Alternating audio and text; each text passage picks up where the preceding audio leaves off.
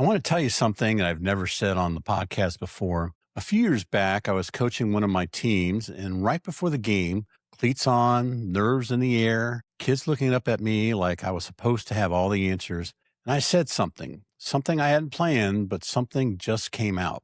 I told them full speed, no fear, and most importantly, have fun. That's it. That was the whole speech.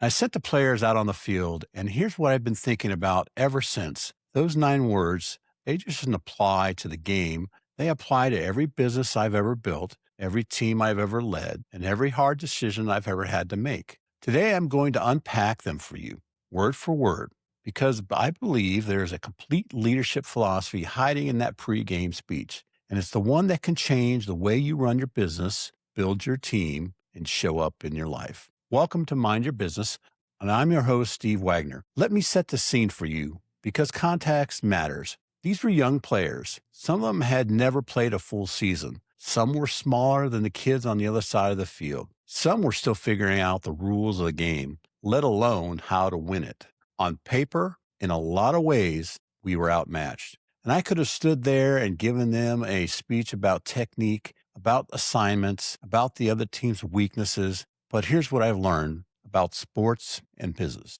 The most complicated strategy in the world falls apart if the people executing it are hesitating, if they're second guessing, if they're scared, and if they've already decided they can't win before the whistle blows. So I didn't give them a strategy speech. I gave them a mindset speech because I knew if I could get their minds right, the rest would follow. And that, my friends, is exactly true in business. You can have the best business plan ever written, and it could collect dust if the person executing it doesn't believe. So let's talk about what it means really believe, starting with full speed. Here's something I've learned on the sidelines that I wish somebody had told me 35 years ago about business. Speed covers a lot of ground. On the playing field, when a player goes full speed, I mean truly full speed, every step, every rep, every play, something remarkable happens. Gaps in talent start to close. Gaps in experience start to close. The kid who doesn't have the most natural ability, but who is running at full effort, he makes plays. He forces mistakes. He creates opportunities that our more talented players who are coasting will never see. I have watched less experienced players beat more talented ones simply because they refused to go half speed, because they brought everything they had to every moment. Because effort, unlike talent, is a choice. Now, let me repeat that. Effort, unlike talent, is a choice. You cannot always control how talented you are, but you can control how hard you go. Now, bring that to your business. Maybe you're not the most experienced person in the industry. Maybe you don't have the biggest team, the biggest budget, the most brand recognition. Maybe you're looking at competitors who've been doing this longer than you. And you're thinking, how do I even compete? And here's your answer. Full speed. The competitor who responds to every client faster, follows up more consistently, shows up more prepared, and execute more urgently, wins deals that have no business winning. I've seen it and I've lived it. Full speed in business doesn't mean frantic, doesn't mean chaotic. It means total commitment. It means when you say you're going to do something, you do it full effort, not 70%. It means you don't coast between opportunities. It means you treat every client, every proposal, every job like it's the most important game on the schedule. And here's the thing about full speed. It is a great equalizer for lack of experience. You know what young teams have that veteran teams sometimes lose, and that's hunger, energy, the willingness to run through a wall because they don't know that they're supposed to be tired. If you are early in your business journey, this is not a disadvantage. This hunger you feel, that's your full speed. Don't apologize for it, weaponize it. So ask yourself, where am I coasting? Where have I let the routine become more comfortable? Where have I dialed back to 70% and told myself, that's enough? Because the game is won at full speed every time. Now, let's talk about no fear. I need to tell you where this came from for me, because when I said no fear to those kids, I wasn't just reaching for a sports cliche. I was drawing for something I carried my entire life, something that has anchored me in every moment I wanted to quit. Every moment the deal fell apart. Every moment the numbers didn't add up. Every moment I questioned whether I was the right person for the job. And it comes from the book of Joshua, chapter 1, verse 9. And it says, strong and courageous, do not be terrified. Do not be discouraged, for the Lord your God is with you wherever you go. That's it. That's where no fear lives for me. Not in bravado, not in arrogance, not in pretending the risk isn't real or the stakes don't matter. It lives in the assurance that I am not alone on the field. Now think about what Joshua was facing when he received those words. He had just been handed the leadership of the entire nation after Moses had died. He was being asked to lead people into territory they had never conquered against an opposition that was real and formidable. He had every human reason to be terrified. And what does God say to him? He didn't say, don't worry, it'll be easy, or the other side won't be that strong. He says, be strong and courageous because I will be with you. That's the most powerful source of no fear I know. Not absence of difficulty, not the guarantee of easy, the presence of God in the difficulty. No fear doesn't mean nothing is scary. It means that you know who is with you when it is. Now let's bring this into the room where you make your business decisions, because fear shows up everywhere in business. Fear of failure, fear of judgment, fear of slow month, fear of making the wrong hire, fear of raising prices, fear of starting, fear of stopping, fear of what people will think. And here's what I found. Most of that fear is a liar. Most of it is in your brain catastrophizing a future that hasn't happened. But even the fear that is attached to something real, a genuine risk, a genuine uncertainty, even that fear does not have to be the one making your decisions.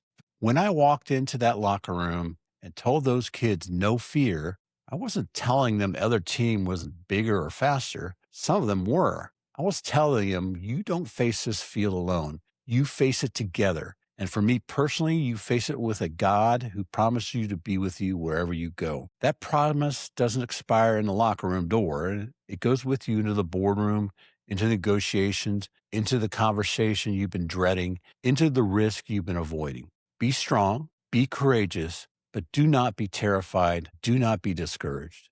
That is the operating system. That is what no fear means. And now we get to the one I specifically called the most important, and that's have fun.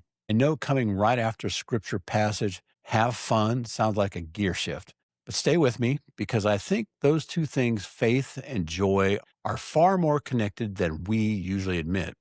Because without it, the other two collapse. You can will yourself to full speed for a while on discipline alone, but discipline without joy is grinding, and grinding has a ceiling. And at some point, the body quits and the heart no longer loves. You can push through fear with sheer determination for a season, but courage without joy becomes grimness. And grim leaders create grim cultures. And grim cultures lose people.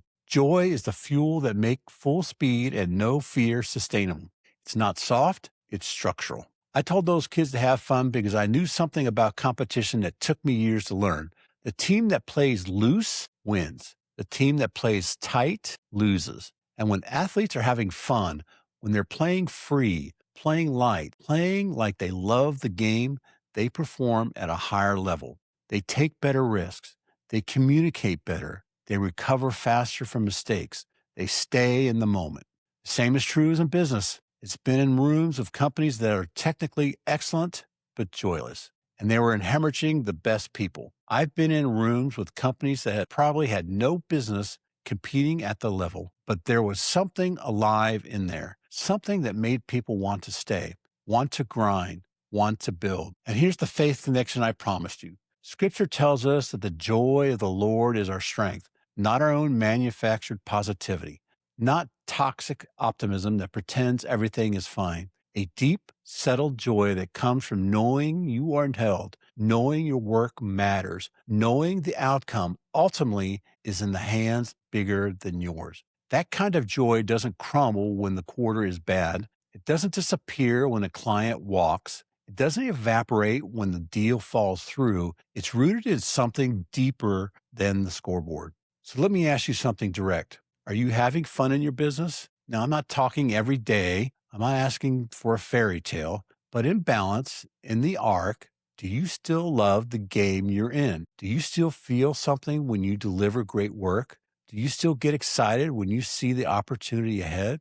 If the answer is yes, protect that. Guard it like the asset it is. Because a lot of people build success and lose joy on the way. Don't be that story. If the answer is no, or I'm not sure, that is worth your full attention. Don't panic, just your attention, because somewhere along the way, something's shifted, and you have the ability to find it and shift it back. Have fun is not a throwaway line at the end of the speech. It's the most important instruction because it is what makes the whole thing worth running. Now let's bring this all together. I said 9 words to a group of young players before a game. I didn't know at the time that I was giving business philosophy. I just knew what they needed to hear, and what they needed to hear was truth. Full speed is the truth that effort is a choice, and that on the field and in the market, it covers more ground than talent alone ever could. You don't need to be the biggest or the most experienced. You just need to be the most all in. No fear is the truth that courage is not the absence of fear. It's the decision to move anyways. And for me, it's grounded in a promise that has never failed me, that God is with you wherever you go. Be strong, be courageous, but do not be terrified or discouraged. Have fun. It's a truth that joy is not a luxury. It's the engine, it's the fuel, it's the thing that makes full speed and no fear sustainable over a long haul. And it's most important. Now, here's your challenge coming out of today's episode. I want you to rate yourself honestly right now on each of these 3. First, am I going full speed, or am I holding back, waiting for better conditions that may never come? Second, am I operating in fear? And if so, what is the truth I need to stand on instead? And finally, am I having fun? Do I still love this game? Write those answers down, be honest with yourself, and then identify one move, just one, that would raise your lowest score this week. That's the practice. That's the game.